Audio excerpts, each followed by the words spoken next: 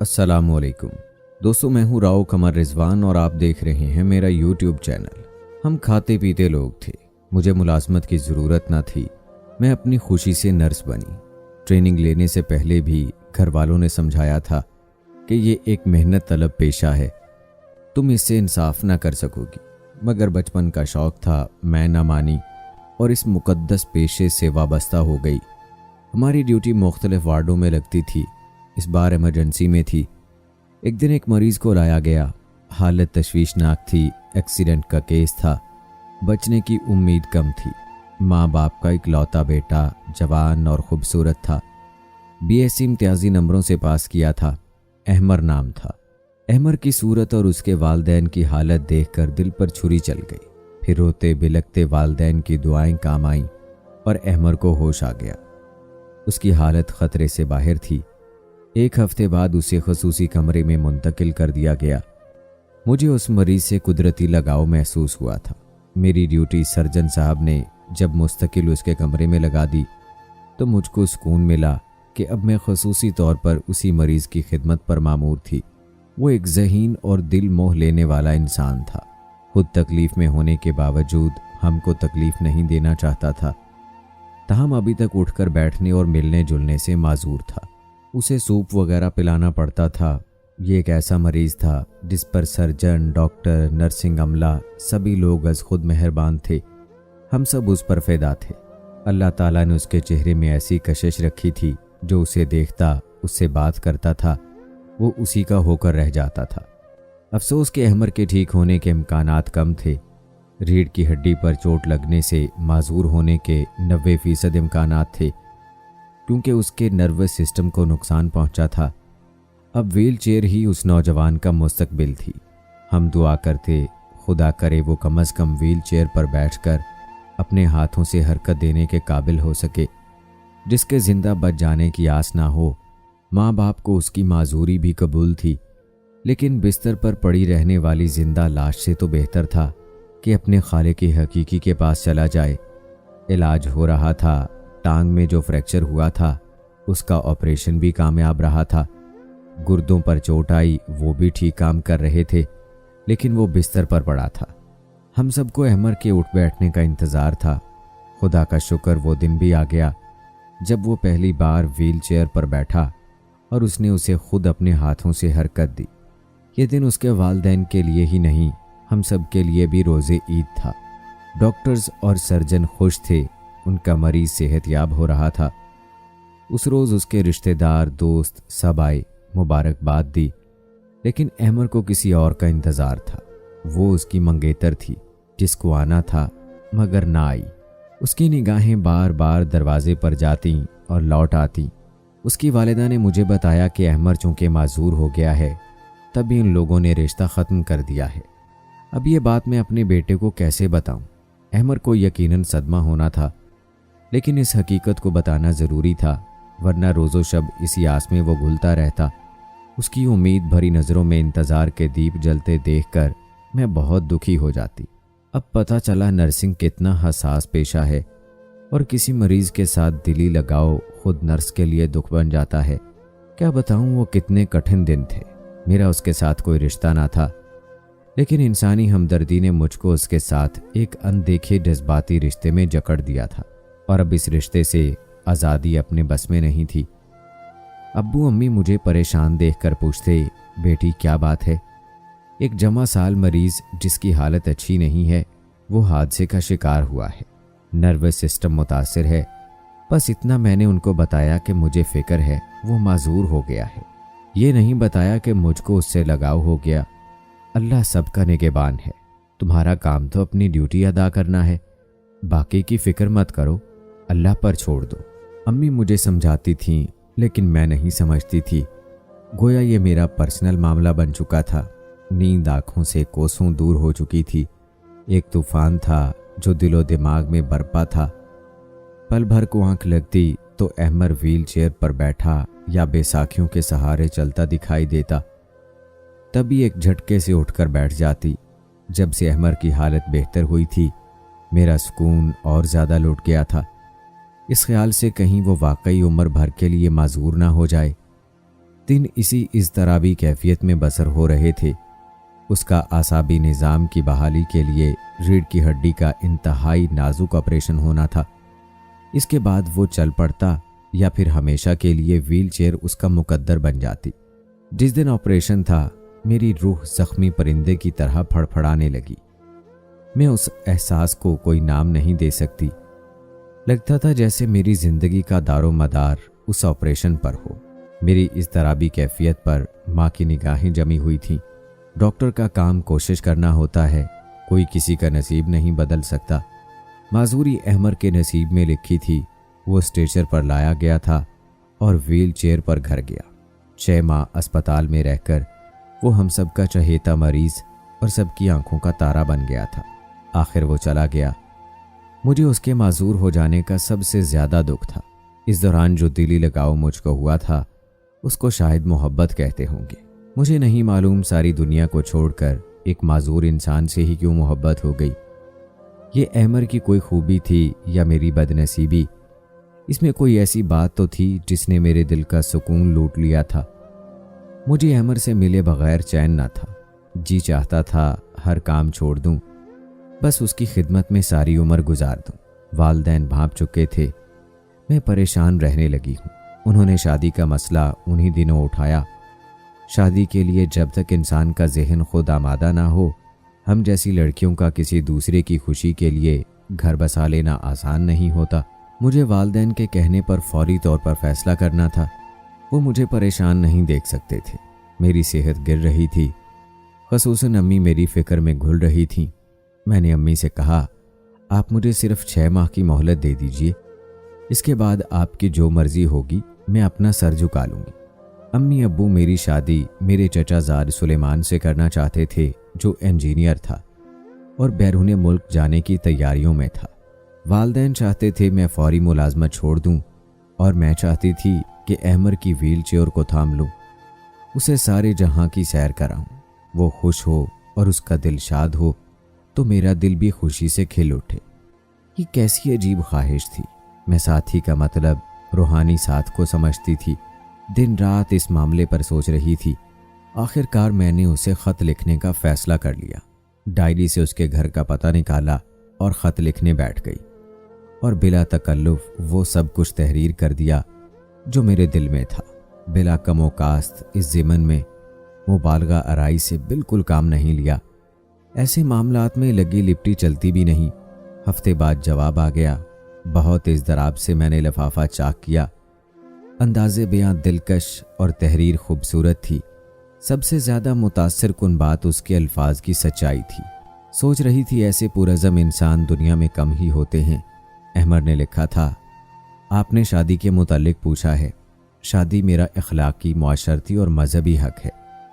अगर मैं चल फिर नहीं सकता तो इसका हरगिज़ ये मतलब नहीं कि मेरी ये ख्वाहिशात ख़त्म हो गई हैं। मेरी सोच, मेरे एहसासात और जज्बात सब अपनी जगह कायम हैं। यूरोप और अमेरिका में तो मेरी तरह के लोग शादी करके घर बसा लेते हैं, लेकिन यहाँ माजूर आदमी की कोई ज़िंदगी नहीं। हम पर महज तरस खाया जाता है। ये तहरीर पढ़कर मेरा दिल कट गया। आंखों में दर्द, दिल में आंसू भर आए।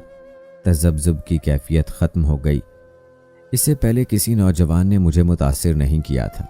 अहमर ही मेरी ज़िंदगी में आने वाला पहला शख्स था जिसने मेरा दिल अपनी मुट्ठी में ले लिया था और मोहब्बत के जज्बे की आफरीनी का पहली बार एहसास हुआ था।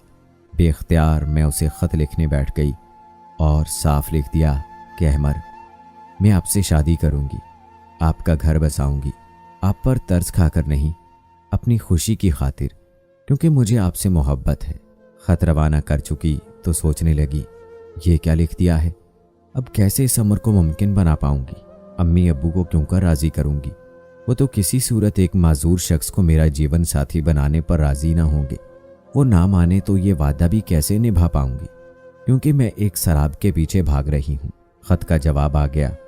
अहमर ने अपने बारे तफसील से बात लिख दी। शायद मुझे खौफजदा करने की कोशिश की थी कि मैं एक अपाहज के साथ उम्र भर निभा न कर पाऊंगी। मेरी ज़िंदगी अजीरन होकर रह जाएगी और बाद में अपने इस फैसले पर बेहद पछताऊंगी। मेरे अलावा कोई और लड़की होती तो अहमर का ख़त पढ़कर यकीनन अपना इरादा बदल देती। उसने साफ लिखा था क्यों अपने आप को कुएं में गिराना चाहती हो, जानबूझकर खुदकुशी करना चाहती हो। उसकी साफ गोई से मेरे दिल में उसके लिए ज्यादा जगह बन गई। मैं अहमर से ही शादी करूंगी, दिल ने फैसला कर लिया। अब वालिदैन को आगाह करना बहुत जान जोखिम का काम था। कई दिन सोचों में गलता हूँ परेशान रही, ड्यूटी से भी छुट्टी ले ली। अम्मी अब्बू सुलेमान के लिए मेरे जवाब के मुंतज़िर थे, क्योंकि चाचा चची हमारे घर के चक्कर लगा रहे थे। उन्होंने ये शर्त भी रख दी कि मारिया शादी के बाद मुलाजमत नहीं करेगी। अब एक ही हल था कि दिल की बात समझाने की खातिर अहमर के खतूत अपने वालिद को दे दूं।